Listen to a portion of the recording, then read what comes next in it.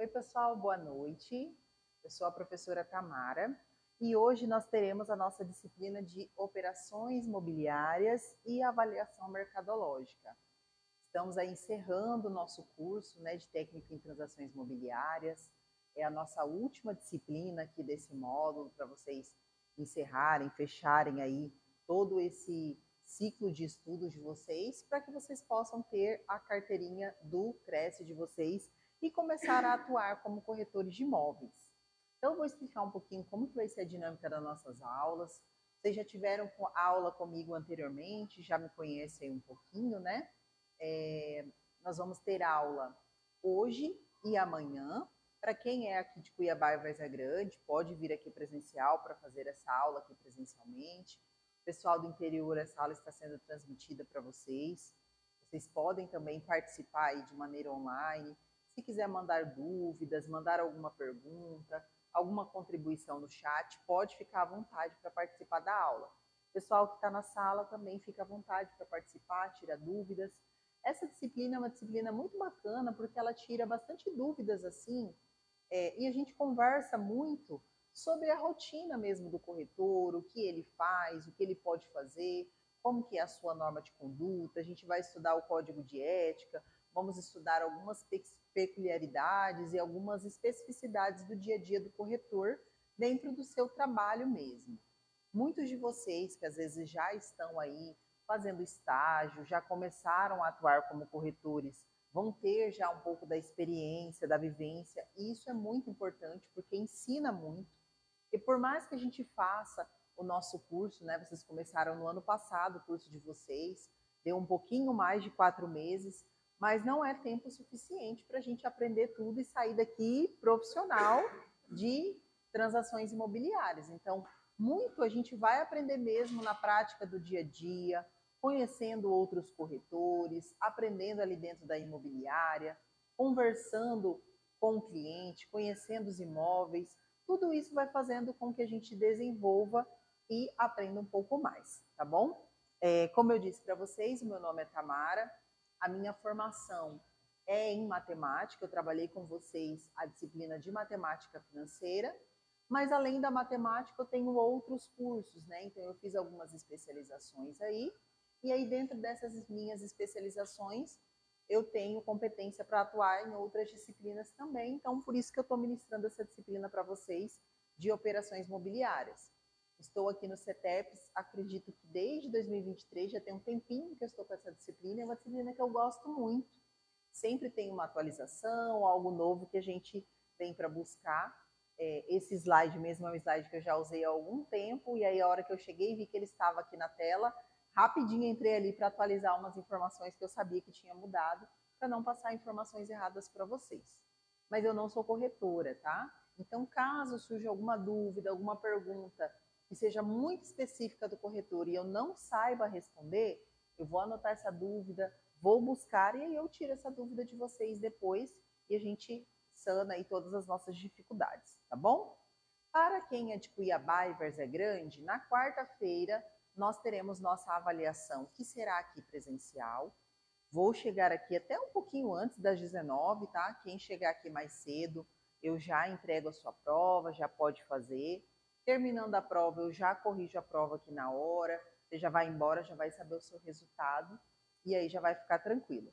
Para o pessoal que é do interior, essa avaliação vai ser disponibilizada para vocês depois. Não sei se será mesmo na quarta-feira ou outro dia, porque não sou eu que faço esse lançamento lá no sistema de vocês. Quem faz é a tutoria do CETEPS, tá? Então, eles que vão disponibilizar essa avaliação de vocês depois. Mas qualquer dúvida que surgir aí no meio do caminho, pode entrar em contato comigo. Eu estou à disposição aí para atender e ajudar vocês. Mas como eu disse, é uma disciplina que faz parte mesmo do dia a dia, da rotina do corretor, então acredito que vocês vão ter bastante facilidade para assimilar esses conteúdos. Então vamos lá, vamos começar. Então, eu gosto de começar falando um pouquinho, né, sobre esse contexto. Então, para que serve nessa nossa disciplina? Então, a gente inicia aqui falando que nas 2 últimas décadas surgiu um novo tipo de trabalhador. Então, com o surgimento aí do novo século, depois que nós transitamos de 1900 para 2000, a gente surgiu um novo tipo de trabalhador que é chamado de prestador de serviços.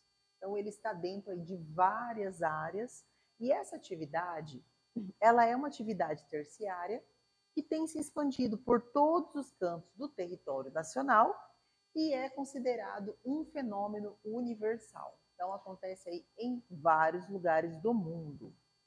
Para essa atividade, em todos os países, principalmente os mais desenvolvidos, o profissional liberal, ele tem aí se enquadrado como atividade de prestação de serviços. E é um tipo de atividade que mais cresce dentro do nosso mercado, tá? Esse profissional liberal, ele deve ter uma formação técnica em determinada área, determinado ramo aí do conhecimento, que pode ser obtida por graduação ou por meio de um curso técnico. Além disso, além dessa formação, esse profissional ele também precisa ser registrado dentro de um conselho de classe ou ordem e ele pode trabalhar como pessoa física, né, tendo um vínculo trabalhista ou de maneira autônoma. E esse profissional, ele é o que tem movimentado a economia. Então, a gente tem aí diversos profissionais liberais, diversos prestadores de serviços trabalhando e atuando e movimentando a economia de mercado. Dessa forma, o corretor de imóveis, ele se enquadra nessa nova categoria, que é essa categoria de prestação de serviços. Então, para que vocês sejam prestadores de serviços, corretores de imóveis, é necessário que vocês tenham uma formação técnica, então por isso que vocês buscaram aqui a instituição para fazer o curso, e não basta somente fazer esse curso e finalizar. Além dessa formação, você vai precisar ali se inscrever dentro de um conselho, que no nosso caso vai ser o Cresce, que a gente vai conversar um pouquinho mais sobre ele ali na frente. Então não basta apenas terminar o curso, receber seu diploma e falar, pronto, agora já sou corretor. Para que você possa atuar como corretor, além da sua formação, precisa dessa inscrição também, tá bom? Então, dar subsídios para que o corretor de imóveis tenha um padrão de qualidade é o objetivo principal dessa disciplina. Então, a gente vai conversar sobre isso, sobre tudo que o corretor faz, quais são as suas normas, as suas técnicas, código de ética, código de conduta, para que vocês saibam trabalhar ali e garantir esse padrão de qualidade para o seu consumidor final, para o seu cliente. Então, é isso que o Cresce espera, que nós sejamos aí corretores que tenham um padrão de qualidade e siga esse padrão que eles estabelecem, tá? Então, ao mesmo tempo em que mostra a evolução da profissão, também propicia a oportunidade de conhecer as normas de trabalho de conduta. Então, o que a gente vai fazer? A gente vai verificar a evolução, a gente vai começar falando aqui como que surgiu e como que foi regulamentada essa profissão, e vamos chegar lá até as suas normas de trabalho de conduta, como que vocês devem atuar aí no dia a dia de vocês, tá bom? Então, acima de tudo, a importância de oferecer serviços com princípios, com ética e com capacidade. Esse é o motivo maior do exame de proficiência instituído pelo COFES por meio das diversas disciplinas curriculares. Então, o que eu trago aqui nesse trecho? Que nós passamos por todo esse período de formação, que foi um período aí de 4 a 5 meses, por conta do recesso de final do ano. E esse curso de vocês passaram aí por diversas disciplinas. E dentro de cada disciplina que vocês iam estudando, vocês tinham que assistir às aulas, fazer uma atividade, fazer uma prova. Então, essas provas e atividades compõem esse exame de proficiência que nós estamos falando aqui. Então, quando vocês terminarem o curso, vocês não vão fazer uma outra prova lá no Cresce para se inscrever. Basta se inscrever. Por quê? Com o certificado, ele garante que você passou por esse exame de proficiência e que você tem competência para atuar como corretor. É claro, como eu disse no início da aula, a gente não vai sair daqui 100% preparado, sabendo de tudo, de todas as leis, de tudo que a gente vivenciou durante o curso, porque é muita coisa, é muita informação. Mas nós vamos ter noções e a prática do dia a dia, a sua prática do seu trabalho, vai te auxiliar e você vai se tornar a cada dia um profissional mais competente para atuar aí na área do imobiliário, tá bom? Então a gente começa falando, né, sobre essa evolução da profissão corretor de imóveis. Então, no Rio de Janeiro, nasceu o primeiro sindicato dos corretores de imóveis no ano de 1927. Então, olha lá, né? Bem no início do século passado, iniciou o primeiro sindicato. Então, significa que antes de 1927 já tínhamos corretores, tínhamos pessoas trabalhando ali com corretagem, fazendo esse serviço de prestação de serviço, oferecendo imóveis, oferecendo terras, oferecendo locais ali, tanto para venda, para compra, para aluguel, fazendo esse trabalho. Mas até esse momento não existia nenhuma regulamentação. Qualquer pessoa poderia exercer aquele trabalho, não tinha nenhuma regra, cada um cobrava o que queria, uma pessoa ia passando na frente da outra na hora da venda, enfim, muita coisa acontecia. E aí, esse grupo de pessoas que estavam atuando ali perceberam que havia a necessidade de começar a regulamentar, começar a organizar aquela profissão, para não ser uma profissão banalizada. Era isso que eles queriam, valorizar. Então, surgiu aí esse grupo, né, que criou esse primeiro sindicato dos corretores de imóveis lá no Rio de Janeiro. Esse sindicato, ele foi muito bom, né? Ele foi organizado, ele promoveu expansão para os corretores que ali atuavam, mas não era obrigatório a pessoa se sindicalizar. Quem já estava atuando como corretor de imóveis continuou o seu trabalho se não quisesse se sindicalizar. É claro que com o sindicato ele tinha benefícios, ele conseguia ter acesso a algumas informações, teve ali a expansão dos seus negócios, e quando uma pessoa ia vender um imóvel, queria comprar um imóvel, buscava o sindicato por ter essa segurança e essa qualidade. Então, a gente tinha ali esse grupo de pessoas. E esse sindicato dos corretores, ele se tornou uma referência para todo o território nacional. Então, ele se expandiu para o Brasil. Então, foi o primeiro ali no Rio de Janeiro, mas o jeito que foi organizado, o jeito que eles começaram a trabalhar e atender o corretor, se expandiu para os outros estados também brasileiros. Eles adotaram ali o sindicato e seguiram essas mesmas normas, tá? Então, a sua experiência, ela foi levada para os outros estádios, repetindo-se aí essa boa repercussão no ainda incipiente mercado imobiliário, ou seja, estava tudo muito no início, muito no começo, as pessoas não sabiam muito bem como é que estava essa profissão, qualquer pessoa poderia desenvolvê-la. Então, até aquele momento, essa atividade ela era considerada sem importância, já que qualquer pessoa poderia exercê-la. Então, era uma atividade ali banalizada, não era mesmo considerada uma profissão. Então, as pessoas trabalhavam com outras coisas e, eu vou fazer aqui um bico de corretagem, conheço alguém, eu tenho facilidade em comunicação, conheço bastante gente, vou trabalhar com isso aqui também. Então, não era algo que era específico, então não tinha muita consideração por essa profissão. Então, pertencer ao sindicato tinha sim uma vantagem por conta da expansão dos seus negócios e o apoio que o sindicato fazia, mas não era uma obrigatoriedade legal. Então, qualquer pessoa poderia ser corretora e não precisa ser sindicalizada necessariamente, tá? Porém, com esse sindicato atuando, buscando valorizar essa profissão, no dia 27 de agosto de 1962, foi promulgada a Lei número 4.116, dispondo sobre a regulamentação do exercício da profissão de corretor de imóveis. Então, olha lá, pessoal, o tempo que demorou, né? 1927, tivemos o primeiro sindicato.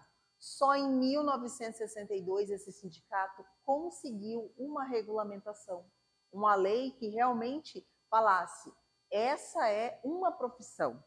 Então, foi muito tempo de muita luta para eles terem essa valorização da profissão. Então, não foi algo simples, rápido. Então, foi demorado, né? E aí nós tivemos essa lei, a Lei 4.116, promulgada aí no dia 27 de agosto. Gente, essa lei, ela foi um marco na história do corretor, foi algo muito importante. Pelo que nós podemos ver, foi um tempo, né, que se passou, não foi isso bem rápido, foi algo demorado. Então, para, né, homenagear os corretores, nós temos hoje que o dia 27 de agosto é o dia que é celebrado o Dia do Corretor Imobiliário. Aqui no CETEPS, o pessoal sempre comemora nessa data.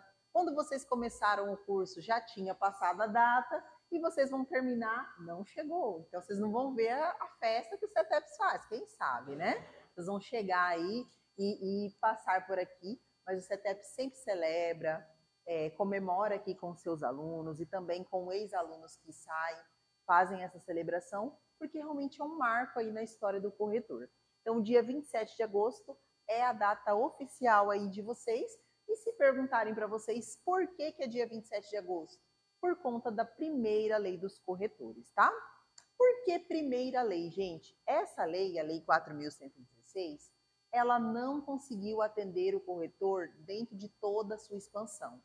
Então, teve todo esse movimento de luta, de reivindicação, de valorizar, de regulamentar a profissão, e surgiu a primeira lei. Mas depois que ela foi regulamentada, começou-se a observar que ela precisava de alguns ajustes. Então, ela teve algumas falhas ali, tá? Mesmo tendo essas falhas, ela teve características ali que são muito importantes. Ela se tornou incapaz de atender a expansão e as novas características que eram impostas ali para a atividade, que estava cada vez mais dinâmica, crescendo um pouco mais. Mas, como eu disse para vocês, foi uma lei muito importante e por isso nós temos aí oficialmente o dia 27 de agosto como dia do corretor de imóveis. Mas, como já disse para vocês, essa lei apresentou algumas falhas, ela precisou ser aí regulamentada. Com isso, surgiu uma nova lei, que foi a Lei 6.530 de 1978. Então, olha lá, gente, de 69 para 78, aí 10 anos se passaram, mas fizeram os ajustes e as correções. E essa é a lei atual, tá? Então, nós tivemos aí duas leis. A primeira lei, que foi uma lei que oficializou e regulamentou a profissão, e essa segunda lei aqui, né, que revogou a lei anterior, mas manteve os direitos de quem já estava atuando como corretor até aquele momento.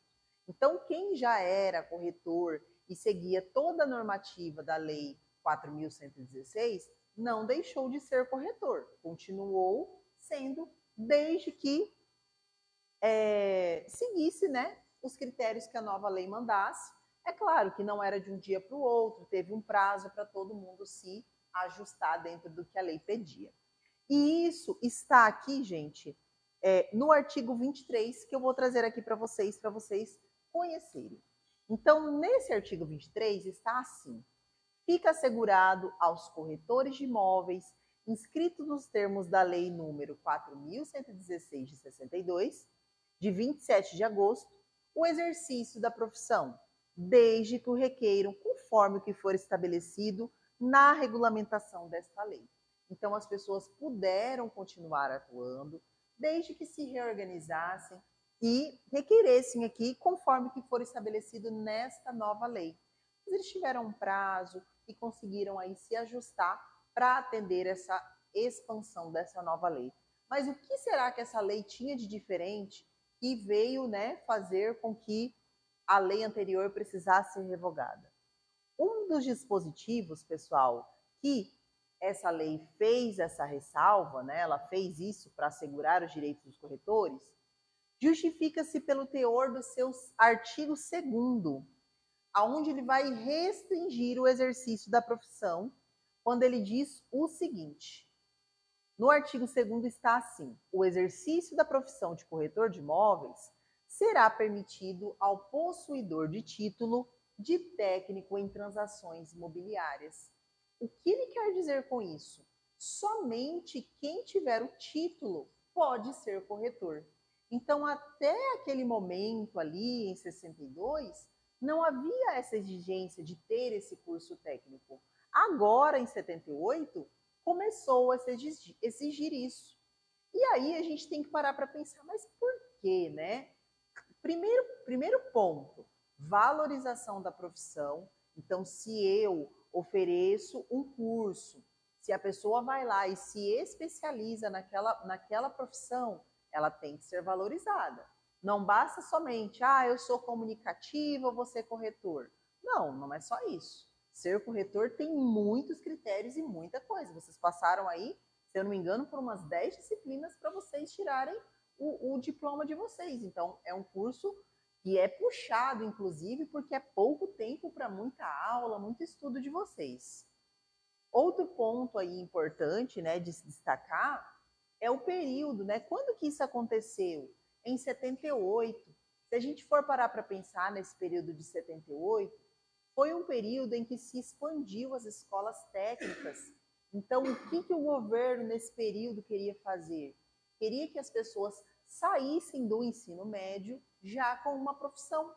Acho que muitos daqui devem ter passado por esse período, e aí a gente vem com essa profissão, tanto que nós temos hoje, né, aqui dentro do nosso estado, o IFMT, que ele continua dessa maneira, então o aluno sai ali do terceiro ano do ensino médio já com um curso técnico e ele já pode entrar no mercado de trabalho, ou pode ingressar na faculdade, mas ele já tem uma formação técnica. Temos algumas escolas estaduais que teve a reforma do novo ensino médio, que também oferece, né, escolas privadas, escolas públicas, que também oferece uma formação técnica. Então, quando o estudante sai do terceiro ano ali do ensino médio, ele já sai com essa profissão. Então, a gente vê que isso também está relacionado com a política daquele momento, né? Aquele momento não tinha universidade para todos, não tinha esse tanto de universidade que nós temos hoje, possibilidades de fazer à distância, presencial, semipresencial. Então, eram poucas oportunidades de universidade, mas a gente precisava expandir o mercado financeiro. Então, essa oportunidade, essa possibilidade dos cursos técnicos ampliou um pouco mais essas possibilidades. Então, se a gente parar para pensar, também está um pouco relacionado com esse momento. Então, eles pararam e analisaram. Bom, temos a regulamentação da lei, mas a gente precisa que as pessoas tenham uma formação técnica, até para que a gente possa exigir uma cobrança. Senão, qualquer pessoa vai falar, eu não preciso nem estudar, qualquer um pode ser corretor.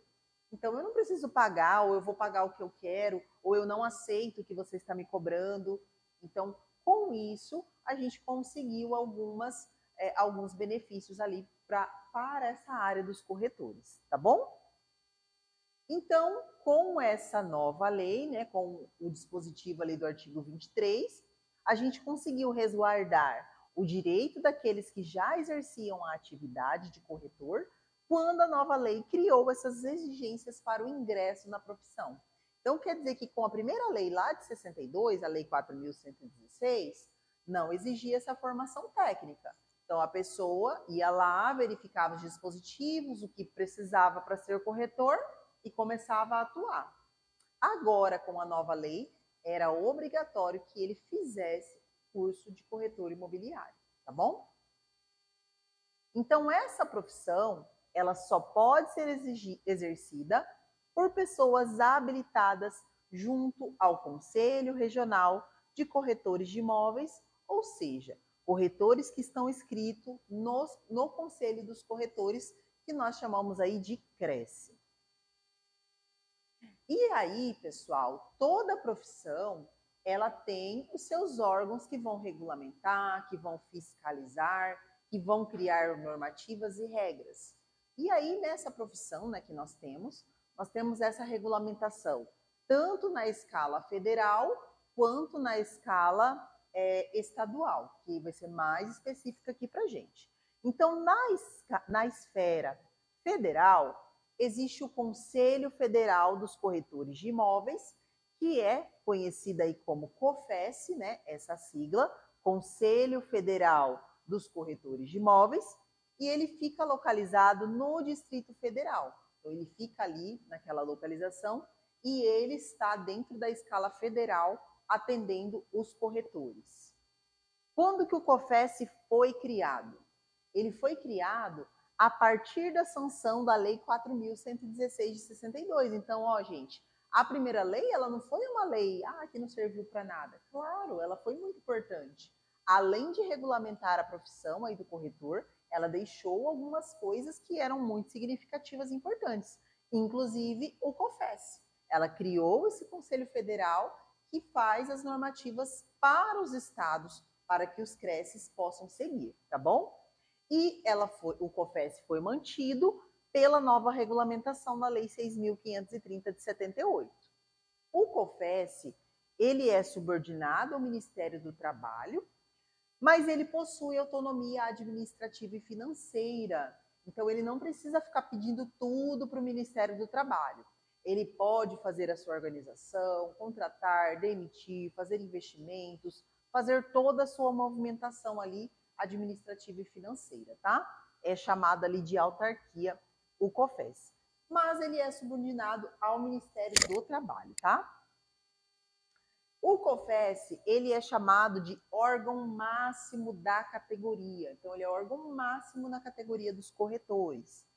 É ele quem fiscaliza a ação dos corretores e defende a sociedade dos maus profissionais ou daqueles que exercem a função ilegalmente. O que seria exercer essa função ilegalmente? Ser corretor sem ter a sua formação técnica e não estar inscrito no CRECE. Porque, como eu disse para vocês no início da aula, não basta apenas fazer o curso. Você precisa fazer o curso, mas você tem que ir lá e fazer a sua inscrição para que você seja realmente considerado corretor. Então, o COFES, ele vai ser esse nosso órgão máximo que vai atuar aí, defendendo a sociedade, fiscalizando os corretores, criando normativas para que nós tenhamos um bom atendimento para a sociedade. O COFES, ele tem como principal pressuposto agir em benefício ético das partes envolvidas e buscar a valorização do profissional corretor de imóveis. Então, ele vai agir em benefício ético de todas as partes. Eu li para vocês agora há pouco, né, que ele está aí para defender a sociedade dos maus profissionais, para ver aqueles que exercem a função ilegalmente. Então, às vezes vocês pensam assim, o COFES ele está aqui só para ver as coisas ruins, não vai defender o corretor? É claro que vai. Ele vai buscar a valorização aí dos profissionais e ele vai agir em benefício ético de todas as partes. Se o corretor estiver correto, agiu eticamente, ele vai defender o corretor. Se foi o consumidor, o cliente que foi prejudicado, ele vai defender o consumidor, tá? Então, ele vai agir em benefício ético, seguindo o Código de Ética e de Conduta, tá? Assim, qualquer irregularidade com algum corretor deve ser denunciada nos CRECES do estado correspondente ao conflito. Então, aconteceu alguma situação, vai ser denunciado para o CRECE vai julgar e deliberar, e caso necessite de recorrer, verificar se está correto aquela sanção que foi aplicada, quem vai analisar isso vai ser o COFES, tá? Então, o Conselho Regional dos Corretores de Imóveis, aqui em Mato Grosso, é a 19ª região, chamado de CRECE-MT, e a sua sede fica localizada aqui em Cuiabá, Mato Grosso, tá bom? O Conselho Regional dos Corretores de Imóveis, o CRECE, ele também é uma autarquia federal, pessoa jurídica de direito público sem fins lucrativos. E ele é vinculado ao COFES, ao Conselho Federal dos Corretores de Imóveis. O que quer dizer isso? Que ele é uma autarquia federal, pessoa jurídica. Ele tem as suas mesmas funções, ele pode contratar, ele pode demitir, ele pode fazer seus investimentos, suas movimentações. Não precisa ficar pedindo tudo para o Ministério do Trabalho, nem ficar pedindo tudo ali para o COFES, né? Ele é subordinado, recebe as regras para gerir ali o CRECE, mas ele tem esse direito de fazer essas movimentações, tá bom? E aqui ele é uma pessoa jurídica de direito público sem fins lucrativos. Então, todo o dinheiro que entra ali dentro do Cresce, por meio das anuidades, por exemplo, que nós vamos conversar um pouquinho mais à frente, não é para enriquecer o Cresce, mas sim fazer a sua manutenção e devolver isso para os corretores, como forma de serviço, forma de trabalho, atendimento e tudo mais que o corretor precisar, tá bom? O Cresce, ele exerce funções normativas, fiscalizadoras, disciplinar, deliberativa, administrativa e supervisora de toda a classe dos corretores. Então, o COFES vai determinar as normas, as regras, e o Cresce vai fazer cumprir essas normas e essas regras. Ele vai fiscalizar, então ele atua muito nessa parte de fiscalização. Então, hoje, por exemplo, até mesmo com as redes sociais, o Cresce e faz essa fiscalização. Então, por exemplo, aconteceu uma vez aqui na aula, eu tive um aluno que ele ainda era aluno, né? Ele ainda não era corretor, porque ele não tinha terminado o curso e nem estava inscrito no Cresce, mas ele já estava trabalhando como estagiário, estava trabalhando numa corretora. E ele começou a divulgar os imóveis lá nas suas redes sociais. Uma pessoa do Cresce entrou em contato com ele e mandou uma mensagem para ele lá no direct, falando assim: olha, fulano, você precisa informar o número do Cresce na sua página, na sua publicação. Você não pode divulgar sem estar com o número do Cresce. E aí ele ficou assim, e agora? Eu não tenho, porque ele não tinha mesmo, ele ainda era aluno.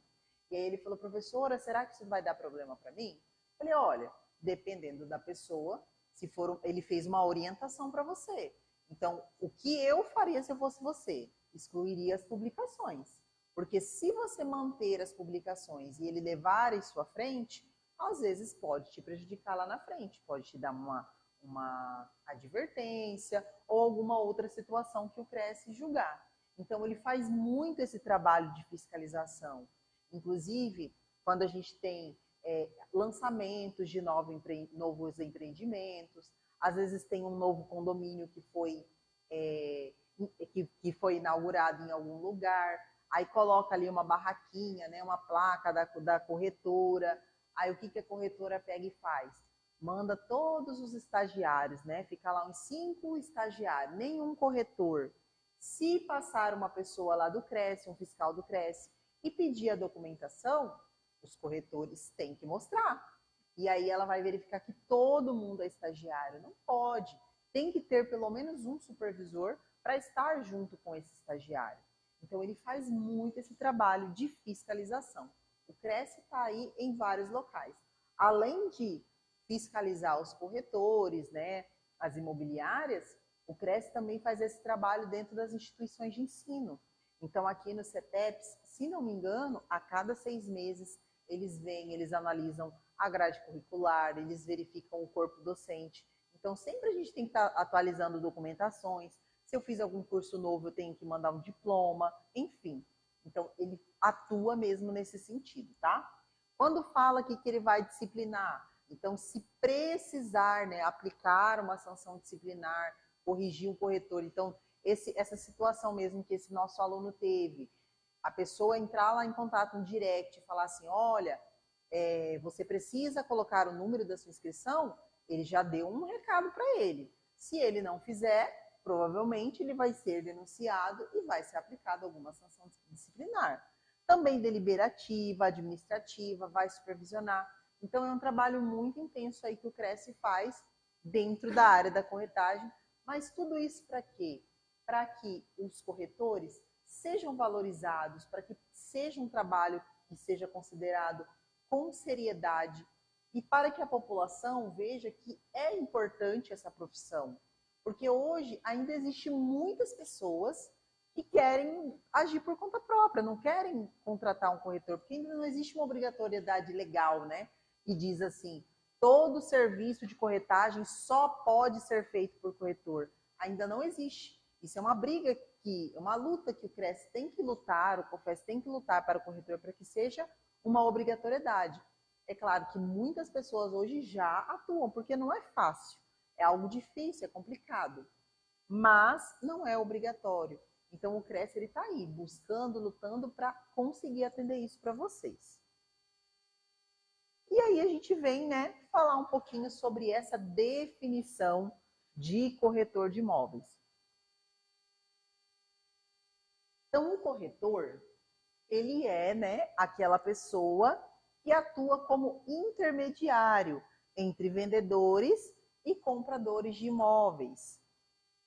Ele tem uma missão que é transformar a vida das pessoas por meio da concretização de sonhos. Então, muitas vezes nós estamos ali como corretores, atuando naquela venda daquele imóvel que foi um imóvel que foi parte da família da pessoa durante muitos anos. Às vezes é uma herança que precisa ser vendida, repartida entre os filhos. Então, não é somente uma venda qualquer, né? Então, é algo muito importante. Outro ponto, quando a pessoa vai comprar o seu primeiro imóvel, quer realizar aquele sonho da casa própria. Então, é importante, né, que o corretor ele esteja ciente disso. Por isso, o objetivo aqui dessa disciplina é preparar vocês para que vocês proporcionem aos seus clientes a melhor experiência na compra ou na venda de um imóvel. Que vocês garantam aquele serviço de qualidade desde o início ali do atendimento, do recebimento do seu cliente, até a conclusão e pós-conclusão. Terminou de vender o seu imóvel, continua ali tendo contato com o seu cliente, mantenha essa rede de contatos, porque isso é muito importante. Seu cliente futuramente pode comprar um novo imóvel, pode vender o imóvel, pode te indicar para alguém. Então, é importante você manter essa rede de contatos, tá? Então, você tem uma missão aí de transformar a vida das pessoas por meio dessa concretização de sonhos. E para você atingir esse seu objetivo, você tem que proporcionar essa melhor experiência na compra e na venda de um imóvel, tá? Então, o corretor de imóveis, ele deve garantir uma negociação no melhor interesse do cliente e sempre manter o cliente comprador ciente de qualquer nova informação que possa ajudar a tomar uma decisão sólida. Pessoal, isso aqui é muito importante. Você não deve omitir nenhuma informação para o seu cliente. Não deve contar uma mentira para ele ou pensar assim, nossa, mas se eu falar isso ele vai desistir. Que ele desista. É melhor que o cliente desista e você procure um novo cliente do que você fazer uma venda que daqui um pouco vai ser uma venda frustrada, que vai te dar trabalho, vai te dar dor de cabeça, vai render um processo, vai prejudicar uma pessoa. Então, é importante que o cliente esteja ciente de todas as informações, principalmente as que vão ajudá-lo a tomar uma decisão ali sólida. Por exemplo, vamos supor que você está fazendo ali a venda de um imóvel. Isso aconteceu comigo, por exemplo. Quando eu e meu esposo fomos comprar um imóvel aqui em Cuiabá, que a gente morava lá em Várzea Grande, a gente tinha um imóvel lá, temos ainda. E a gente veio comprar um imóvel em Cuiabá. E aí tinha lá o valor do imóvel, a gente deu o valor de entrada que a imobiliária pediu, e o restante do valor seria financiado pelo banco, mas o banco não aprovou o valor cheio lá que foi proposto para eles financiarem. E aí o corretor veio e nos informou, olha, só foi aprovado tal valor de financiamento, ficou faltando tanto para vocês. Se ele não informa isso para a gente, se ele vai lá e deixa procedendo, a gente vai lá, assina documento, aí a hora que termina, ó, agora vocês têm que pagar 30 mil reais. E aí, o que a gente ia fazer? Da onde que a gente ia tirar esse dinheiro? Então ele veio, ele conversou, ele explicou o que tinha acontecido. Aí a gente fala assim, olha, a gente não tem todo esse valor agora para dar de entrada. O que a gente poderia fazer? E aí ele proporcionou ali uma possibilidade da gente parcelar esse valor que ficou faltando. E a gente conseguiu fazer isso. Então, ele queria vender, a imobiliária queria vender, a gente queria comprar, e tudo foi negociado e a gente conseguiu entrar num acordo e deu tudo certo. Mas e se ele não informa? Ou às vezes acontece, né, quando as pessoas vão comprar um imóvel na planta. Às vezes o corretor, eu já vi pessoas dizendo isso, né? que o corretor não informa que a pessoa vai pagar aquelas taxas. E aí o que, que acontece? O cliente não sabe que ele tem que pagar todas aquelas taxas. E aí daqui a pouquinho ele pagou ali a entrada, e aí ó, agora tem que pagar isso, até entregar a chave do seu imóvel, você vai pagar praticamente a prestação do imóvel. Você vai pagar várias taxas. E cada mês isso vai aumentando um pouquinho. Eu comprei um imóvel também na planta, então é isso que funciona, é isso que acontece. E tem pessoas que falam que não sabia, porque o corretor não informou. Às vezes você vai morar num condomínio, existe mais ou menos uma programação de valor de condomínio. Se você fala ali para o seu cliente que o condomínio, tanto de condomínio que tem em Cuiabá, aquela corretora já está acostumada a vender imóvel. Ela sabe mais ou menos quanto que vai ser os condomínios. Não adianta eu falar para um cliente um condomínio que geralmente é em torno de R$ 400, eu falar que o condomínio dele vai ser R$ 100. Isso aconteceu no meu primeiro imóvel. O corretor informou que o condomínio seria no valor de R$ 100. Quando chegamos lá para a nossa primeira reunião, antes da mudança mesmo do imóvel, a gente já começou a pagar o condomínio, antes da entrega das chaves, a gente teve nossa primeira reunião, que foi definido quem ia ser síndico e tudo mais, o pessoal informou qual que seria o valor do condomínio. E aí muitas pessoas chateadas, falando, nossa, mas eu já vou pagar tanto de prestação, mais esse valor, aí mais energia elétrica, eu não vou conseguir morar nesse lugar. Então é algo que frustra o cliente. Então a gente não pode negar nenhuma informação, tem que ser falado tudo. Se você não sabe o valor do condomínio, fala, não sei o valor, mas hoje em Cuiabá é mais ou menos essa média. Se seu imóvel vai demorar 2 anos para entregar, pense que vai estar mais do que isso. Se hoje está pagando 400, daqui 2 anos vai estar pelo menos uns 450. Então tem que informar isso para o cliente para que eles estejam cientes, tá? Então não pode deixar nenhuma informação aí para trás, tá? E a gente vem com as funções do corretor de imóveis. Então vocês, como corretores, vão dominar as técnicas e etapas de uma transação imobiliária. Então são muitas fases e etapas. A venda de um imóvel não é uma venda rápida, é uma venda aí que demora às vezes de 20 até mais de 30 dias, dependendo da situação, se for um financiamento, principalmente, porque tem toda essa parte do cliente conhecer o imóvel, analisar a documentação, aí manda para o banco analisar, aí tem a parte do banco que vai mandar fazer vistoria, então é um processo que é demorado. Então você tem que dominar todas essas etapas, tá? Outra função do corretor, vocês acompanham o mercado, faz o acompanhamento desse mercado imobiliário, prospecta imóveis e também possíveis compradores. Então, o que, que vocês vão fazer? Se vocês já atuarem aí em uma imobiliária, por exemplo, né, que tem vários corretores que já vão direto para uma imobiliária, ali a imobiliária já vai ter, às vezes, os seus empreendimentos, algumas coisas que já vai ter esse costume. Outros corretores, às vezes, vão trabalhar de forma autônoma. E como que vocês vão fazer? Vocês vão ficar esperando o cliente bater na sua porta? Claro que não. Vocês vão procurar, vocês vão prospectar. Como eu disse para vocês, tem muita gente que oferece o imóvel e não é corretor.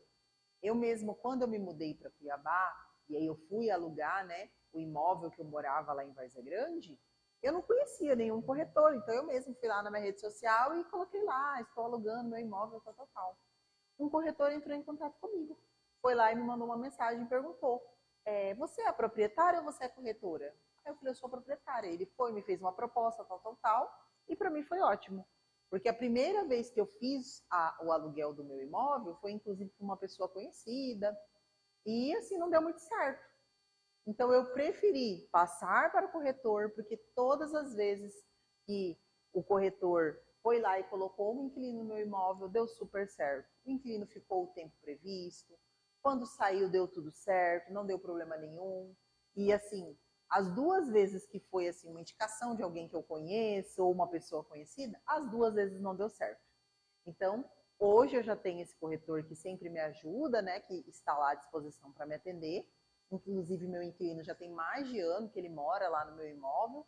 e deu super certo. Então, é isso. Vocês têm que prospectar, têm que buscar os clientes, buscar as pessoas, os possíveis compradores ou pessoas que vão alugar. Então, tem que fazer esse trabalho também de prospecção, de busca, tá?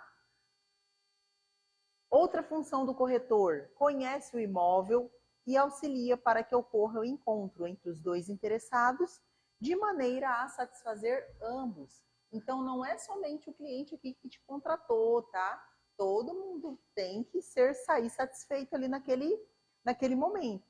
Você tem que conhecer o imóvel que você está oferecendo. Não dá para conhecer só por foto, por videochamada. É importante que você faça, que você conheça o imóvel presencialmente. Por quê? Porque muitas vezes a imagem que está lá não é realmente o que está naquele momento. Então é importante que você conheça até para você passar essa informação. Por exemplo, como o meu imóvel fica em Várzea Grande, hoje eu moro em Cuiabá, cuido de tudo aqui em Cuiabá, eu não vou tanto mais lá para Várzea Grande. Mas no momento mesmo que meu inquilino, o último inquilino saiu, o meu corretor já foi lá, deu uma olhadinha no apartamento, falou para mim, olha, tá assim, assim, a hora que você tiver um tempinho para você vir aqui, vai precisar fazer isso, vai precisar fazer aquilo. Então, ele me auxiliou nesse trabalho. Então, isso é importante, porque eu fiz esse pedido para ele, né? Olha, dá uma olhada para mim se eu preciso fazer alguma coisa, já para a gente ver se já vai oferecer para outra pessoa ou se eu vou precisar fazer uma reforma, alguma coisa nesse sentido. Ele falou, não, do jeito que está aqui, está ótimo. A pessoa fez uma pintura, tal, vai precisar fazer só tal coisa. Eu falei, então tudo bem. Então é importante você ir lá e fazer essa verificação, tá? Até para você passar para o seu cliente, que às vezes o cliente vai e te passa um valor, está muito abaixo do mercado ou está muito acima, você vai conseguir dar essa devolutiva. Outra função do corretor de imóveis, ele guia as visitas aos imóveis. Então, conhece o imóvel, vai lá e faz, né, essa guia da visita, porque nem sempre o cliente vai conseguir acompanhar. Eu mesmo sou esse tipo de cliente que não consegue acompanhar. Por conta do meu trabalho, a minha rotina é muito intensa, então eu não consigo ir lá, né, disponibilizar esse tempo para fazer essa guia da visita. Então, o corretor, ele me auxilia nesse sentido. O corretor, ele também pode fazer avaliações e registros, ele apronta as escrituras, certidões e contratos, e ele cuida aí de toda essa burocracia que poucas pessoas entendem. E aí, às vezes, pode ser que algum de vocês não tenha, né, esse contato com contratos, com preenchimento desses documentos, e aí você já fica assim com essa dúvida, como será que eu vou fazer? Lá no próprio site do Cresce, existem modelos prontos para vocês. Vocês podem baixar os modelos que estão lá, que já estão atualizados dentro da regulamentação, tudo que pede que se tenha um contrato. Vocês podem baixar esse documento em Word e somente preencher com as informações do imóvel e do cliente que vocês estão atendendo. Então, não precisa se preocupar com isso. Vou ter que contratar um advogado para fazer o contrato? Não precisa. Vocês vão conseguir aprontar aí todos esses documentos que serão necessários, tá? O corretor também pesquisa, analisa, faz estimativas. Vocês vão conseguir dizer se o momento é um momento propício para comprar ou vender imóveis, se não é um momento adequado para isso, para usar certos tipos de taxa, certos tipos de financiamento, qual é mais atrativo, qual é mais vantajoso. Tudo isso vocês vão conseguir informar para o seu cliente, tá? Então, é a profissão capaz de dizer se determinado momento é favorável ou não para vender ou comprar um imóvel.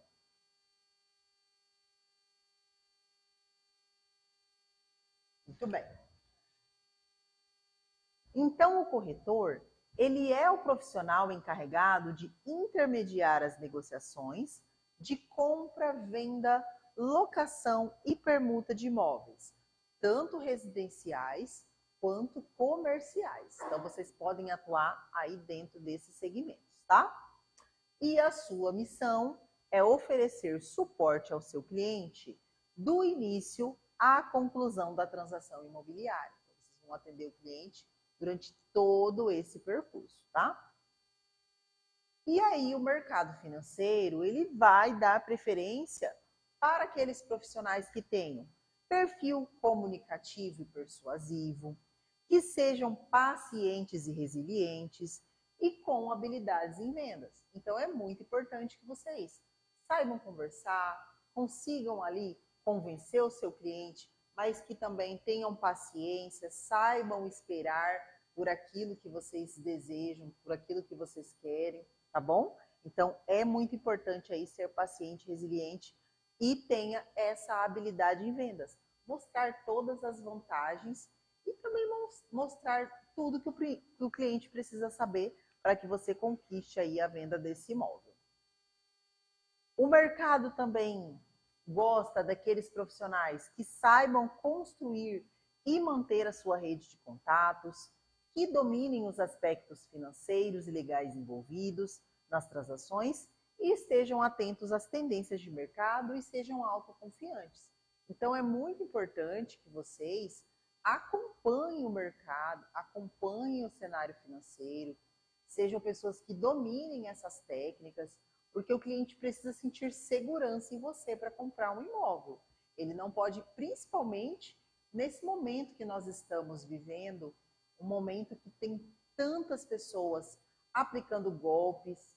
Então a gente precisa demonstrar confiança e o cliente realmente ver que nós somos pessoas confiáveis e de credibilidade ali para que ele compre o seu imóvel, tá? Venda ou compre, enfim, principalmente nesse sentido. E aí eu trago aqui para vocês o Código Civil Brasileiro, que ele é de 10 de janeiro de 2002, que é o mais atual, por isso que ele é chamado de novo Código Civil. Já tem aí uns 20 aninhos, né? E é a Lei 10.406. E esse novo Código Civil, ele traz um capítulo que ele é totalmente dedicado à corretagem. Não é especificamente corretagem de imóveis, é corretagem no sentido geral, tá? Mas a gente se baseia nesse capítulo aqui para as normas de conduta e código de ética que vocês vão estudar um pouquinho mais à frente. Então, esse código de ética, né, ele estabelece aí as regras de obediência obrigatórias aos corretores de imóveis, dos artigos 722 a 729. Então, é bem curtinho, bem objetivo, tá? Além de prever benefícios, especialmente aqueles ligados aos pagamentos de honorários. E aí a gente vai conhecer aqui esse código, tá?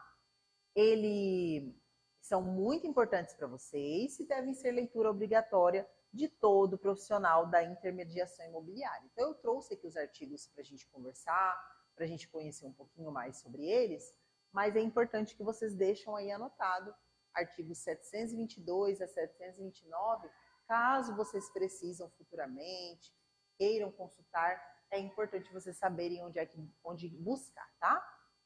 Então, a gente vai falar um pouquinho sobre cada um deles. No artigo 722, ele fala que pelo contrato de corretagem, uma pessoa não ligada a outra, em virtude de mandato, prestação de serviço ou por qualquer relação de dependência, obriga-se a obter para a segunda um ou mais negócios conforme as instruções recebidas. Então, o que ele está dizendo? Ele está autorizando que mesmo que você não tenha relação nenhuma com aquela pessoa, se a gente prestou ali um contrato de corretagem, eu posso fazer esse serviço para ela. Posso vender o seu imóvel, posso atuar ali nessa intermediação, tá bom? No artigo 723, ele diz que o corretor ele é obrigado a executar a mediação com diligência e prudência e a prestar ao cliente espontaneamente todas as informações sobre o andamento do seu negócio.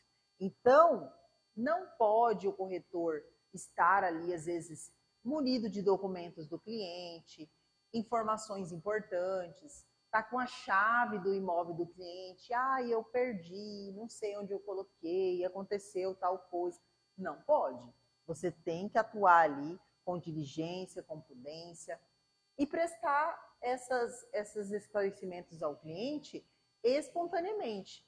Então, aconteceu alguma situação, por exemplo, o banco foi lá e deu uma devolutiva, mesmo que não seja positiva, igual, por exemplo, no momento que o nosso corretor, quando nós viemos comprar um imóvel em Cuiabá, recebeu a informação do banco que o banco não ia financiar o nosso imóvel todo, o valor que a gente pediu. O que o corretor fez? Imediatamente nos chamou e já veio e trouxe essa informação e o que a gente poderia fazer. Falar, eu não vou falar não, porque senão o cliente vai desistir. Não pode. Tem que falar todas as informações espontaneamente, tá? E se o cliente lhe perguntar algo, você também deve dar as informações aí sobre o andamento do negócio. Aqui nós temos um parágrafo único sobre pena de responder por perdas e danos. O corretor prestará ao cliente todos os esclarecimentos acerca da segurança ou do risco do negócio, das alterações de valores e de outros fatores que possam influir nos resultados da incumbência. Então, olha aqui, né, o que esse parágrafo único traz. Fala que ele vai responder por perdas ou danos, caso não informe, caso não faça o que tem que ser feito. Então, é importante que o corretor preste aí todos os esclarecimentos, cuide de todas as documentações sobre riscos, sobre segurança, sobre alterações de valores, enfim, qualquer situação que estiver ali dentro daquele imóvel. No artigo 724, fala a respeito da remuneração. Então, a remuneração do corretor, se não estiver fixada em lei, nem ajustada entre as partes, será arbitrada segundo a natureza do negócio e os usos locais. Então, aqui na nossa região, por exemplo, nós temos uma tabela de referência que está disponibilizada lá no site do Cresce, que ela foi estabelecida, se não me engano, gente, no ano de 2010, a data dessa tabela de referência. Foi feita dentro de uma reunião, uma convenção ali entre o Sindimóveis, que é o Sindicato dos Corretores de Imóveis, e o Secov, que é dos comerciantes e tudo mais. Não lembro agora certinho a sigla do Secov. Mas foram esses dois grupos aí que se reuniram e montaram essa tabela de referência, tá? Para vocês. Já de 2010, né? Então já tem aí 16 anos. Acredito que futuramente, em breve, deva ter alguma atualização. Mas ali é uma tabela de honorários mínimos. Então, quais são os valores mínimos que um corretor deve seguir ali para fazer a sua venda do seu imóvel? Então, não é para você cobrar menos do que aquilo. E aí, o que o Código Civil coloca? Se não está ajustido em lei, nem ajustado entre as partes. Então, o que você pode também? Posso cobrar mais do que está estabelecido na tabela? Pode, desde que esteja ajustado entre as partes, desde que seja estabelecido no contrato de prestação de serviço, o cliente estar ciente de quanto ele vai pagar. Isso tudo é segurança para vocês e também está estabelecido na lei que você deve fazer para que você consiga aí receber a sua remuneração devida, tá? No artigo 725, fala ainda sobre a remuneração. Então, a remuneração é devida ao corretor uma vez que tenha conseguido o resultado previsto no contrato de mediação, ou ainda que este não se efetive em virtude de arrependimento das partes. Então, olha lá, se estava previsto dentro do contrato de prestação, e aí, e agora desistiu da venda, a remuneração do corretor, ela é devida, porque ele prestou todo o serviço, todo o trabalho. Então, isso tem que estar estabelecido e você deve receber ali a sua remuneração, tá bom? No artigo 726, fala assim: iniciado e concluído o negócio diretamente entre as partes, nenhuma remuneração será devida ao corretor, mas, se por escrito for ajustada a corretagem com exclusividade, terá o corretor direito à remuneração integral, ainda que realizado o negócio sem a sua mediação, salvo se comprovada sua inércia ou ociosidade. O que ele está dizendo aqui? que lá no contrato de prestação de serviço de vocês vão ter uma opção de venda com exclusividade ou sem exclusividade.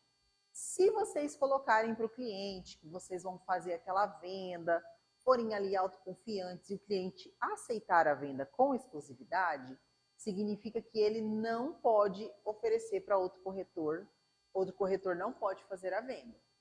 Você vai colocar com exclusividade e vai dar um prazo para ele. Ah, vou vender seu imóvel em até 2 meses. Passou esse tempo de 2 meses, você não vendeu? Pronto, você não é mais exclusivo. Em até 2 meses, ele não pode anunciar com outro corretor, com outra imobiliária, só com você. Se a venda for feita, você tem direito à remuneração integral, porque você era o corretor exclusivo. A não ser que ele consiga comprovar que você não agiu, tá bom? Ou sumiu. Ah, não fez nada. Ele não estava fazendo a minha venda. Então, você conseguiu comprovar que ele não divulgou seu imóvel, que não, aí sim você não terá direito. Tudo bem? Se por não haver prazo determinado, o dono do negócio dispensar o corretor e o negócio se realizar posteriormente como fruto de sua mediação, então olha lá, o corretor começou a fazer aquela divulgação, começou a prospectar cliente, aí tinha um cliente interessado e tal, e aí deu uma pausa. E aí não dispensou o corretor, né? O dono do imóvel dispensou. Mas a venda foi feita posteriormente, como fruto dessa mediação, a corretagem lhe será devida. Então, é devido ao corretor, porque foi fruto da mediação dele, tá bom? Igual solução se adotará se o negócio se realizar após a decorrência do prazo contratual, mas por efeitos dos trabalhos do corretor. Então, o corretor, ele fez o trabalho dele, ele tem direito aos honorários, tá?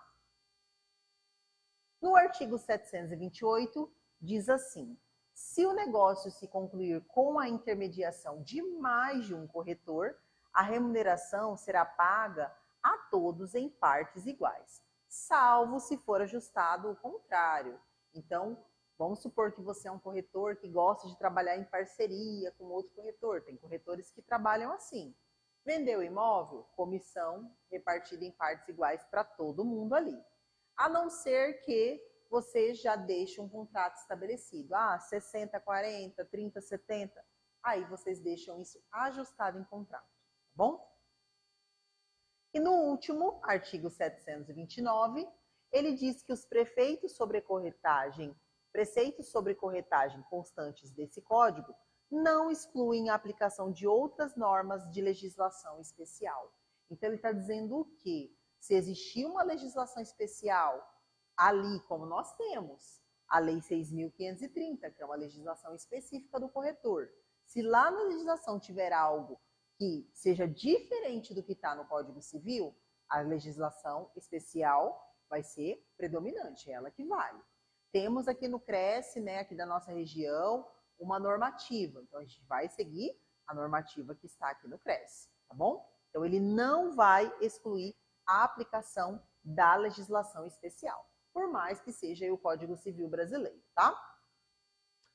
E aí, a gente continua. Até aqui tudo bem, pessoal? Alguma dúvida, alguma pergunta?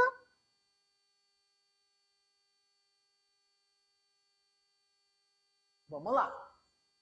Qualquer cidadão, ele pode se tornar um corretor de imóveis se ele tiver registro no CRES. Esse procedimento é necessário porque o trabalho sem registro oficial, ele é crime, de acordo com a Constituição brasileira. Então, atuar como corretor sem ter registro é considerado crime, está na legislação dos corretores, tá? O CRES, ele não oferece nenhum curso, mas muitas outras instituições o fazem. Os cursos, eles podem ser desenvolvidos pessoalmente ou à distância. Para garantir a validade e a qualidade do curso escolhido, recomenda-se uma verificação. Se ele é regularizado pelo CRES, então, como eu disse para vocês, o CRES ele faz uma visita nas instituições de ensino, fiscaliza como é que estão os cursos, tá? Então, tem que analisar se é regularizado e se ele é reconhecido pelo Ministério da Educação. Então, o curso de vocês aqui do CETEPS, ele é validado tanto pelo Cresce quanto pelo Ministério da Educação. Tanto que, quando vocês finalizam o curso de vocês, o diploma de vocês não sai automaticamente. Ele precisa ser registrado em ata, lavrado na Secretaria de Educação. Então, vocês vão fazer o pedido do diploma de vocês, ele vai ser enviado, mas ele não chega assim no mesmo dia, tá? Ele demora um prazozinho aí para entregar para vocês. Então, para aquelas pessoas que já querem atuar logo como corretores, finalizou todo o curso, fez todas as provas, todas as atividades, está tudo ok? Já solicita seu diploma para que seja feito um andamento aí mais rápido, tá? E agora a gente vai falar a respeito do estágio. Outra coisa importante que eu vou falar aqui nessa parte que nós estamos falando a respeito do curso. Para ser corretor de imóveis, pessoal, existem 3 formas de ingresso com a formação técnica. Pode ser com essa formação técnica que nós estamos fazendo aqui, de curso técnico de corretores, tá? O TTI, ou o corretor ele pode fazer outras 2 formações de nível superior. Uma que chama gestão imobiliária, que é um curso superior que tem mais ou menos 2 anos de duração, ou um outro curso também superior, que é um bacharel em serviços imobiliários, mercadológicos, uma coisa assim, o nome do curso, que é um curso de 4 anos. A diferença desses cursos é que ele tem uma grade curricular um pouco maior, então ele vai dar um pouco mais de possibilidades para o corretor. Então, por exemplo, o corretor que fez um curso de gestão imobiliária, terminou essa faculdade de gestão imobiliária, ele já pode ir no Cresce, se inscrever, igual vocês vão fazer com o diploma, mas além de ter a função ali de corretor de imóveis, ele pode atuar também como avaliador de imóveis, porque ele vai ter essa disciplina. Ele pode atuar ali como perito, porque ele já vai ter essa disciplina dentro do curso. No caso vocês, para vocês atuarem ali como avaliador, como perito, ter essas outras funções, vocês precisam fazer uma especialização. Então, tem que fazer um curso de avaliador, tem que fazer um curso de perito, entenderam? Então, você precisa aí dessas outras situações para atuar, tá bom? Então, existem outras formas também de ingresso aí na profissão, tá? Que é o gestão imobiliária. Estágio. Nós já estamos finalizando o nosso curso aqui, né? Vocês já estão com um pezinho. Tem alguém aqui que está fazendo estágio ou fez desde que começou? Não? Não tem problema, tá? Não ter feito estágio. O estágio ele é importante porque na prática, na rotina ali do trabalho, a gente aprende muita coisa. Então, o estágio ele é importante nesse sentido de te capacitar um pouco mais. Também entra no seu currículo como experiência profissional, mas muitas imobiliárias contratam aí sem você ter nenhuma experiência, não tem problema. Porque ali eles vão dar esse suporte, vão te auxiliar. Aqui no CETEPS, inclusive, tem várias imobiliárias que sempre entram em contato. Já tive aqui nas minhas aulas, geralmente nos dias de prova, sempre vem uma imobiliária fazer a divulgação, falar que está à disposição, caso queira algum corretor ali começar a estagiar com eles. Mas eu vou falar um pouquinho com vocês sobre o estágio mesmo que vocês estejam finalizando. Então, o aluno aqui do TTI, ele pode solicitar uma carteira de estágio, né? Então, se você começou a atuar como estagiário, é importante que você tenha uma identificação. Vamos supor que você está lá, né, no lançamento de um empreendimento, chegou uma pessoa lá do Cresce e pediu sua documentação. É importante mostrar sua carteirinha de estagiário. Não é obrigatória, mas você pode. É legal para você se identificar. Essa carteirinha de estagiário, ela tem validade de 6 meses e ela pode ser prorrogada por igual período. Mas qual é o critério, né, para você ter e prorrogar? Você tem que ser um aluno matriculado. Então, vamos supor que eu comecei hoje o meu curso de TTI. Eu sei que o meu curso tem duração de 4 meses. Se eu for dar entrada, né, comecei hoje o curso e já consegui um estágio, quero dar entrada para ser estagiária e solicitar minha carteirinha, a minha carteirinha ela vai ter a validade de 4 meses, porque é o tempo que eu vou estar matriculada. Para que eu possa renovar, eu tenho que comprovar que eu ainda estou estudando. Anteriormente, esse curso de vocês, ele tinha duração de 1 ano. Então, por isso que a disciplina do estágio, ela era uma disciplina obrigatória, porque em 1 ano você tinha que fazer, se não me engano, 160 horas de estágio comprovadas. Então, era obrigatório você fazer o estágio para tirar a carteirinha ali do CRES, fazer o registro. Hoje não é mais obrigatório.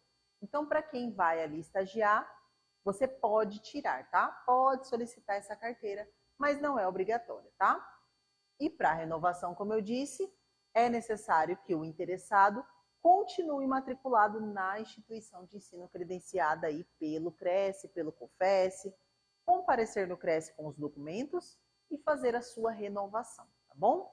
Então, nesse caso, no caso de vocês já estão finalizando o curso de vocês, não é tão interessante. Eu acho, inclusive, né, eu já até fiz esse comentário, que essa disciplina deveria ser a primeira disciplina de vocês.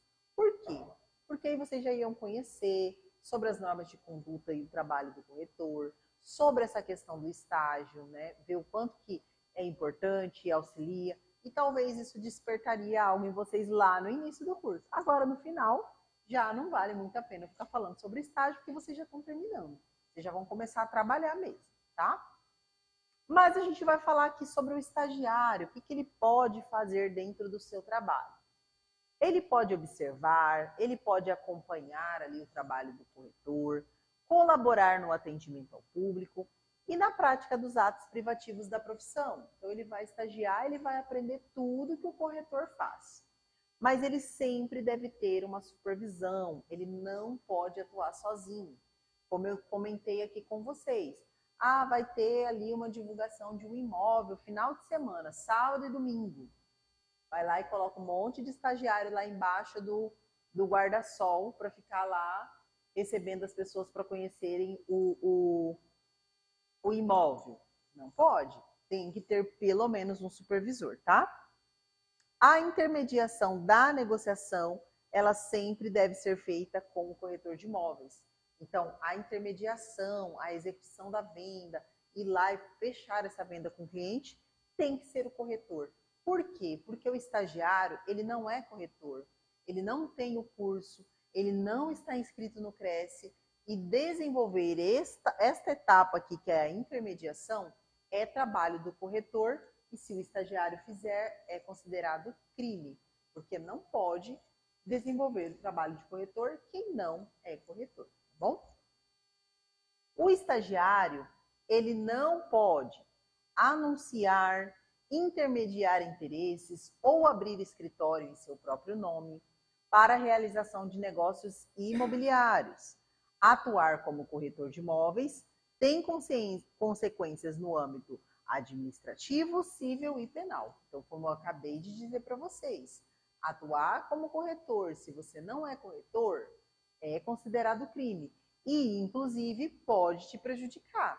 Se você é um estagiário e está ali divulgando imóveis, fazendo vendas e tudo mais, você não é corretor, e o CRES, ele sempre está atuando, ele sempre está buscando, ele está fiscalizando, é algo que pode te prejudicar lá no momento de fazer a sua inscrição, tá bom? O estágio, como eu disse para vocês, não é mais uma disciplina curricular obrigatória para a conclusão do curso. Então, por ela não ser obrigatória, né, por esse motivo, o estágio não é obrigatório para vocês. Além disso, o estagiário, ele não tem direito a honorários de corretagem. Então, se você for fazer estágio ali numa corretora, a corretora não é obrigada a pagar salário para o estagiário. Tem corretoras que fazem, mas não é obrigatório, tá? Está previsto ali. Ok, o estagiário não tem direito a esses honorários. Bom, e aqui ele explica como que os alunos devem fazer para se inscrever, tá? Então eu vou explicar rapidinho para vocês. Então vocês entram no site do CRES, vocês vão verificar que lá tem uma solicitação de documentação. Essa documentação você deve preparar, levar na imobiliária, o seu corretor, que vai ser o seu supervisor, vai assinar, você devolve esses documentos lá para o Cresce e dá entrada na sua carteirinha de estagiário. Depois disso, você recebe como se fosse um formulário e a cada trabalho que vai finalizando, a cada dia, vai computando as horas que você trabalhou e o supervisor vai assinalando para no final comprovar quantas horas de estágio você fez para você ter isso comprovado dentro do seu currículo. Tem os requerimentos, os documentos e é assinado. Mas como eu disse para vocês, isso não é mais obrigatório, tá? Todas essas informações, elas estão disponíveis no site do Cresce e são levadas ali ao escritório para solicitar o seu registro. Depois, né, que a gente finalizou o nosso curso, estamos ali com o nosso diploma, a gente pode solicitar o nosso registro definitivo lá no site do Cresce. Aí, esse registro, ele tem um custo, né, que é a anuidade, que a gente vai conversar aqui sobre ele daqui a pouquinho.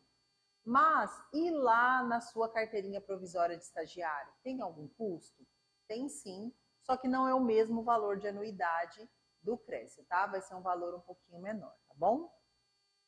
Então, os formulários, eles são impressos, preenchidos, assinados e todas as informações sobre a documentação requerida devem estar previstas lá. Essa documentação, ela é entregue no Cresce mais próximo e é feita ali essa solicitação com os documentos. Bom, além disso, né, como a gente colocou aqui, que o Cresce fiscaliza, o Cresce verifica se aquele corretor está trabalhando, atuando de maneira correta. Se você quiser saber, ou se qualquer pessoa quiser saber se um corretor está inscrito ou não no Cresce, é muito simples.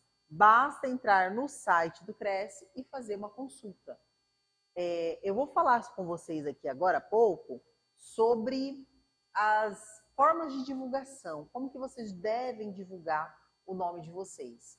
Então, o corretor, ele fez a divulgação do imóvel, ele vai colocar o nome dele lá e ele vai colocar o registro no Cresce.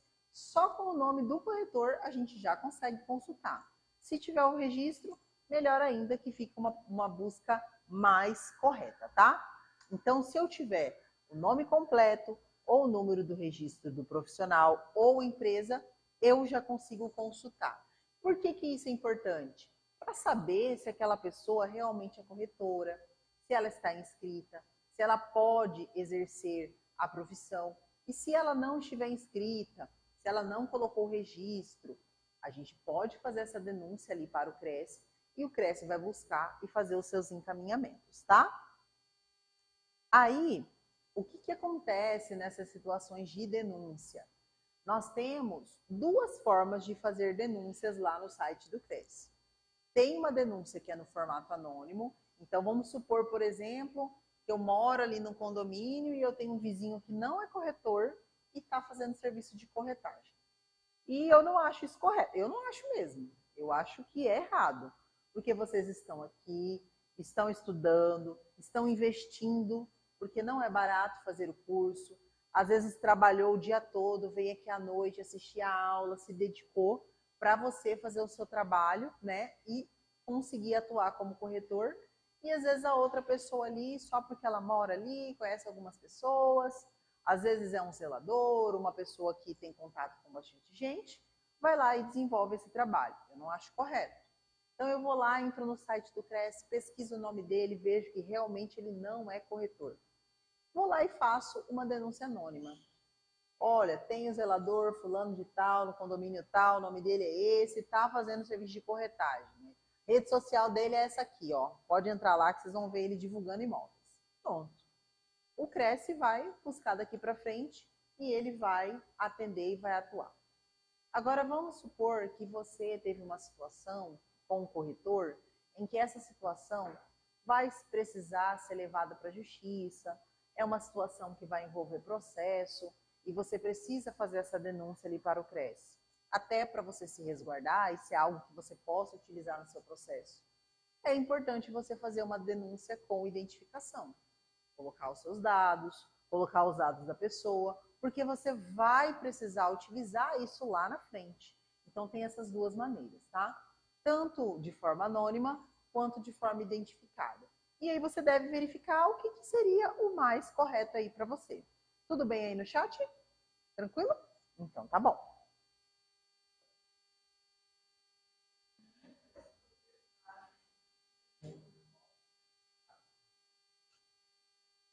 A colega aqui na sala perguntou a respeito dos proprietários que divulgam imóveis. Eu vou falar com vocês um pouquinho mais à frente, mas é autorizado. O proprietário ele pode divulgar o seu imóvel, mas para ele divulgar o imóvel dele, ele precisa identificar que ele é proprietário. E ele só pode divulgar o imóvel dele.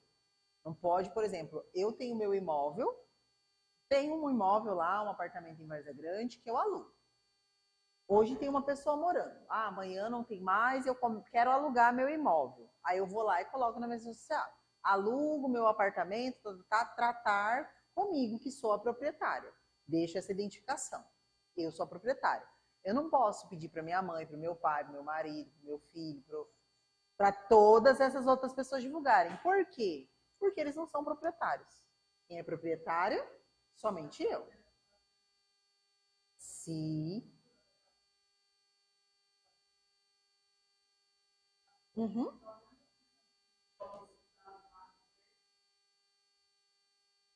São,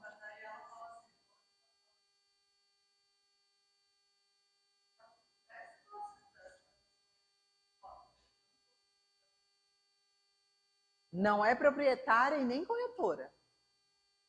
Só está divulgando o imóvel. Aí a pessoa está atuando como corretora e isso é ilegal. Aí o CRES ele tem que investigar isso daí para ele, porque o proprietário ele tem que colocar que ele é proprietário. Outras pessoas não podem divulgar aquele imóvel, tá bom? E aí, pessoal, como que eu disse para vocês aqui, né?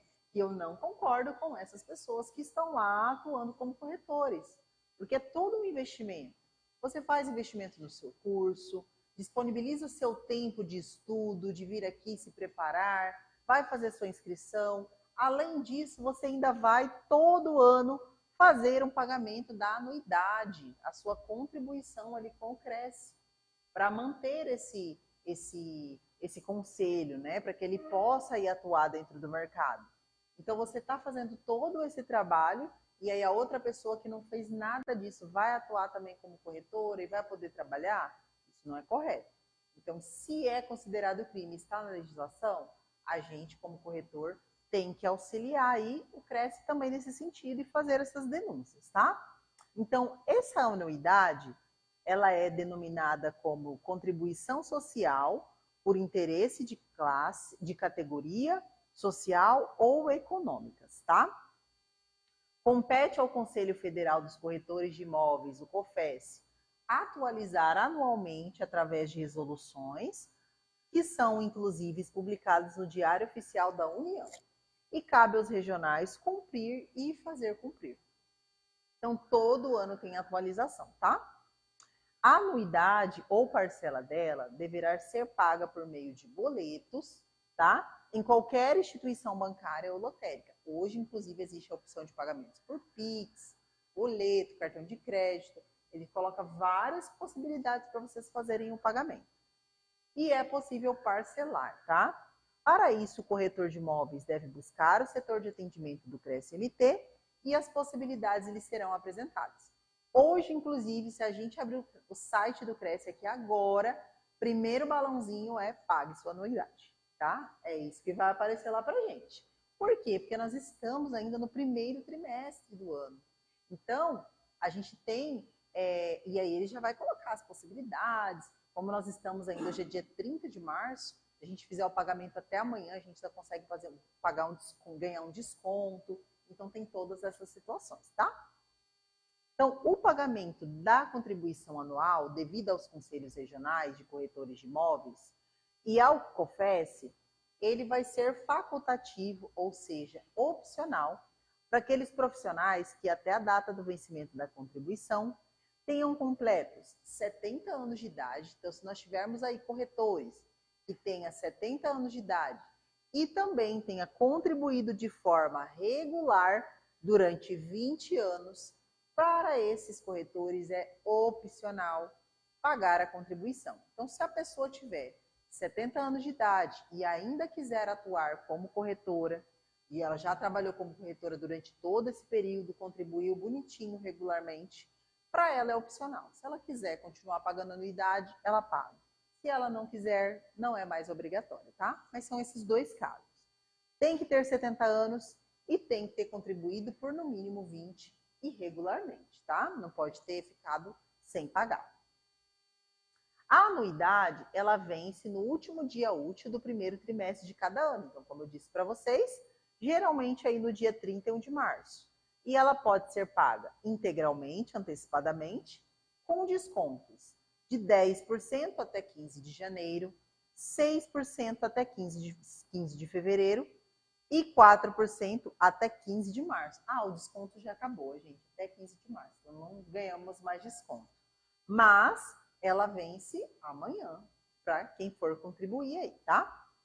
Professora, aí no nosso caso, nós não somos ainda corretores, estamos terminando o nosso curso essa semana, vou finalizar aí as provas, pendências, estou tudo certinho, bonitinho. Quarta-feira fiz minha prova, quinta-feira já vou vir aqui no CETEPS e falar, ó, pessoal, quero o meu diploma. O pessoal do CETEPS vai buscar esse diploma, daqui uns 20 dias vai chamar você para você pegar seu diploma. Aí daqui uns 20 dias nós já estamos no mês de abril, maio, e aí você vai dar entrada lá no CRES. O que vai acontecer com você? Como você já passou desse período de início do ano, você não vai pagar esse valor integral, porque você não ficou o ano todo, tá?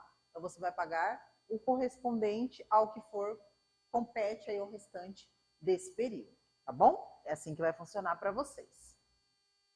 Então, deve pagar a anuidade todo corretor de imóveis e empresa imobiliária com inscrição ativa.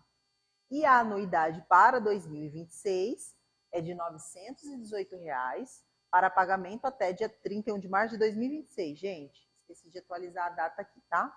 31 de março de 2026, mas o valor já está atualizado, tá? 918. O fato gerador da obrigação tributária é a inscrição regular no CRES. Então, fez a inscrição, automaticamente vai começar a pagar a anuidade. Se você não quer pagar anuidade, então não faz inscrição, mas também não pode ser corretor. Aí é uma escolha. Quero começar a ser corretora, vai ter que começar a pagar a contribuição, tá? Então, assim, os corretores inscritos devem pagar as respectivas anuidades, independente do exercício ou não da atividade. Então, vamos supor que você foi lá e fez a sua inscrição, mas não começou a atuar.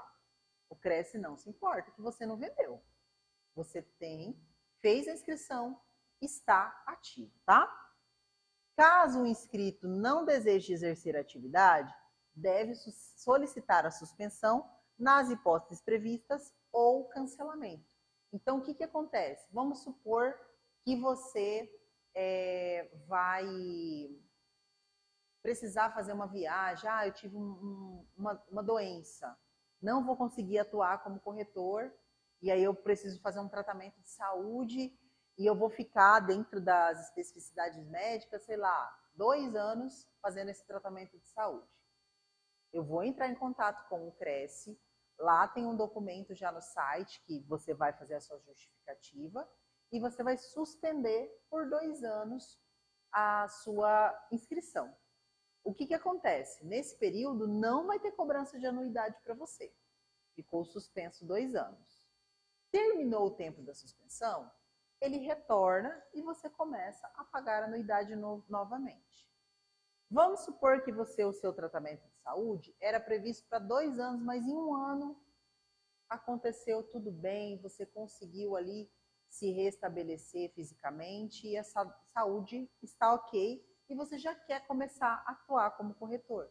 Vai entrar em contato com o CRES e você vai cancelar essa suspensão e começa a atuar novamente. Volta a sua cobrança de anuidade. Tudo isso, gente, é comunicação. Vocês perceberam que todo momento entra em contato com o CRES, fala com o Cresce, informa o Cresce precisa saber de tudo que você faz, tá bom? Vamos supor que você decidiu que não vai mais ser corretor, né? Estou trabalhando como corretor, mas resolvi trocar de profissão, não vou mais ser corretor. Você pode solicitar o cancelamento, tá? Que aí é um cancelamento, é definitivo, não vai mais ter cobrança, não é igual a suspensão que é por um período. Você cancela a sua inscrição. Vamos supor que você cancelou a sua inscrição no Cresce e daqui 5 anos seus planos mudaram, resolvi, quero voltar a ser corretora. Qual é o dispositivo? O que ele pede para que a gente seja corretora? Tem que ter o curso técnico e me inscrever no Cresce. Você já fez o curso, você não precisa fazer curso de novo. Você só vai retornar, comunicar ao Cresce que você gostaria de se inscrever novamente. Você só não pode retornar se você for cancelado, tá bom? Por exemplo, aconteceu uma situação e o Cresce cancelou sua inscrição. Aí você perdeu, tá bom? Não tem como retornar. A não ser que você recorra àquela decisão, aí o COFES vai analisar. Se o COFES julgar que foi muito... a disciplina do Cresce não foi a correta, aí ele vai lá e tira o cancelamento, tá bom? Mas se não, a inscrição no Cresce, olha lá, pergunta da colega. Fiz a minha inscrição. Vamos supor que você tem muita gente. Moro aqui em Cuiabá, Mato Grosso, mas eu também tenho família lá em São Paulo. Então eu estou em Cuiabá, estou em São Paulo, estou em Cuiabá, estou em São Paulo. Eu posso atuar nos 2 estados? Pode, mas você vai ter que entrar em contato com o Cresce SP e você vai ter que pagar a anuidade do Cresce SP também, tá bom? E aí você pode vender em São Paulo e pode vender em Mato Grosso, tá bom? Mas precisa entrar em contato com o Cresce. Quero atuar em mais estados? Sem problema, o Cresce autoriza, porque a obrigatoriedade é fazer o curso e se inscrever. Aqui nós estaremos inscritos no Cresce MP. Para vender em outro estado, tem que estar inscrito no Cresce do estado correspondente. Tudo bem? Para o Brasil todo, para todo o território nacional, tá bom? Ah, professora, e se eu quiser vender internacionalmente, para outros países, né? Às vezes você é uma pessoa aí que vai para outros países também. Se o país aceitar esse curso, porque tem países que aceitam, tá? Tem países que não. Ah, fui lá para Portugal e eu quero atuar como corretor. Se Portugal aceitar esse curso, você vai poder vender também imóveis lá em Portugal. Tudo bem? Ah, o que acontece se eu não pagar, né, uma anuidade? A inadimplência, ela pode acarretar aí uma sequência de situações de inscrição de débito de dívida ativa. Então, vai aí restringir o seu nome, seu CPF. Então, se você não quer exercer a profissão e não quer pagar a anuidade, você tem que entrar em contato com o Cresce e solicitar o cancelamento, tá?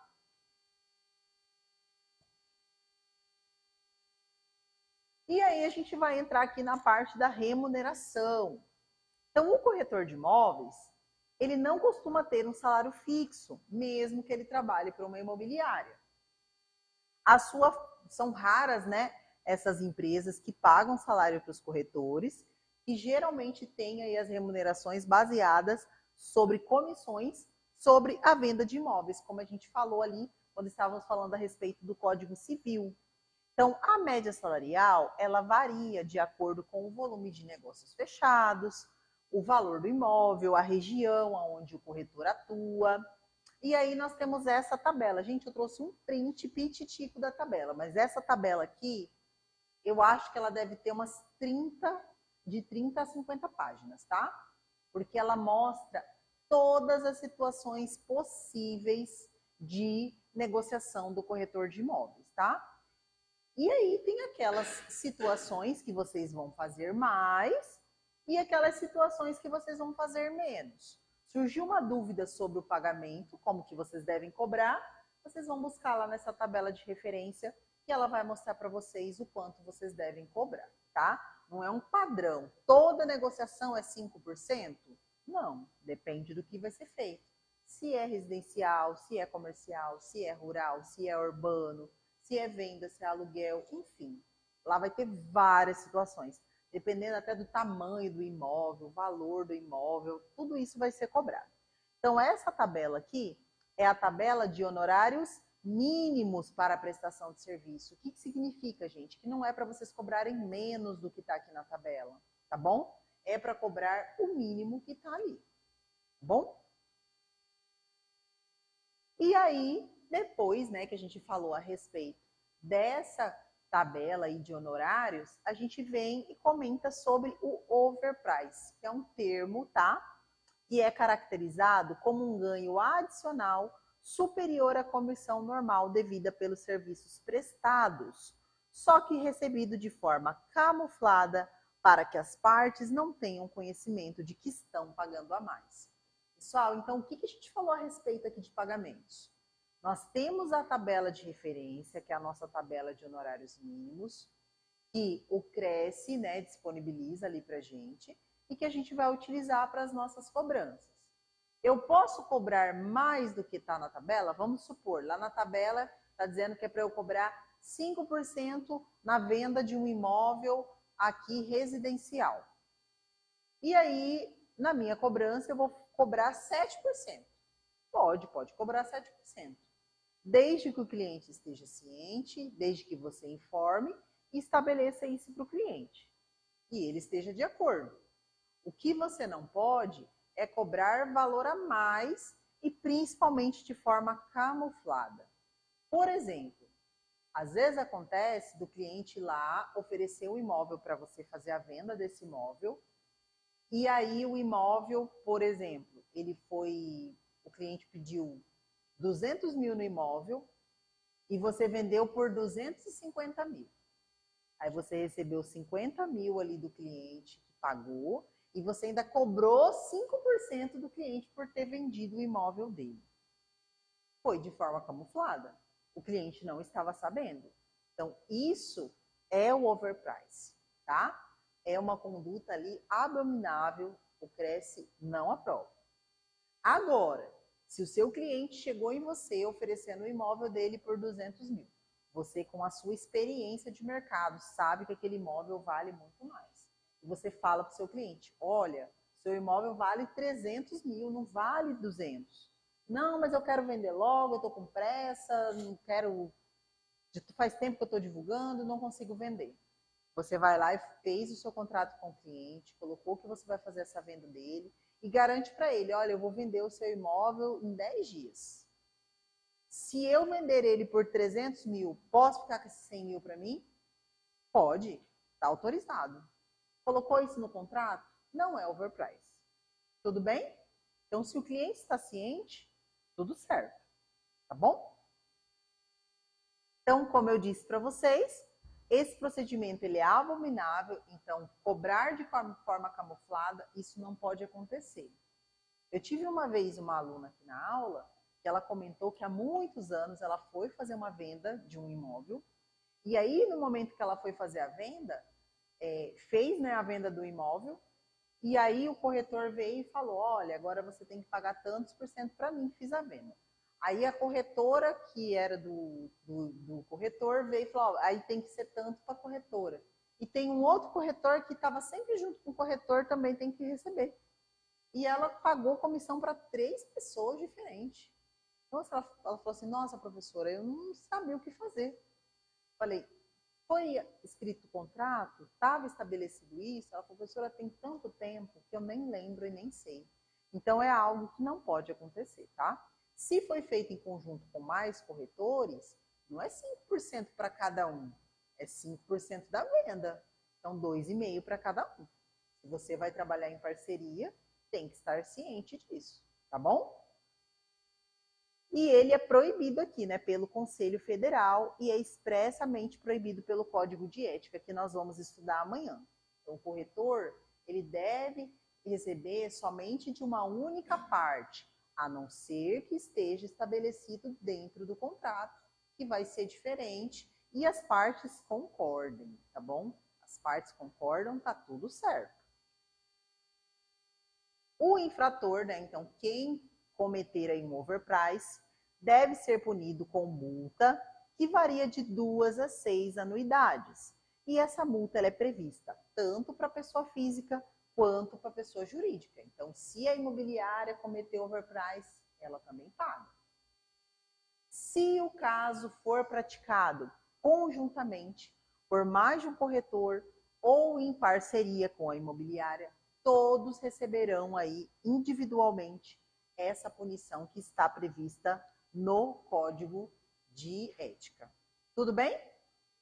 Pessoal, então hoje nós vamos encerrar a nossa aula por aqui, tá bom? Agradeço a presença de vocês, espero que eu tenha contribuído aí com o conhecimento de vocês. Continuamos amanhã a nossa aula, tá? Espero todos aí às 19 horas para a gente finalizar o nosso estudo e contribuir aí com o sucesso de vocês, que logo, logo já estarão aí atuando como corretores, tá? Muito obrigada e até mais.